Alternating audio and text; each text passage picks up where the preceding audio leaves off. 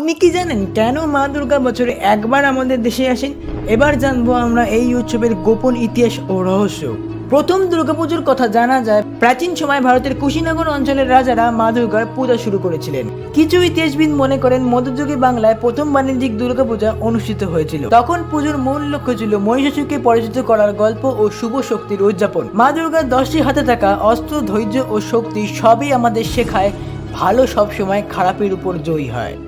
দুর্গাপূজা শুধু ধর্মীয় অনুষ্ঠান নয়, এটি বাংলা সংস্কৃতির সবচেয়ে বড় উৎসব। প্যান্ডেল সাজানো, আরতি, ঢাকের তাল এবং ভক্তদের আনন্দের মুহূর্ত সবকিছু একত্রে আমাদের সংস্কৃতির সঙ্গে মিলে যায়।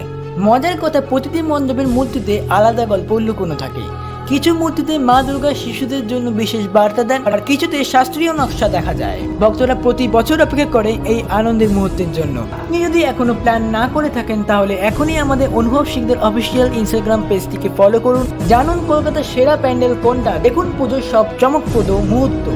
তাহলে আর দেরি কিসের, এখনই ফলো করুন আমাদের ইনস্টাগ্রাম পেজ, পিন কমেন্টে লিংক দেওয়া আছে।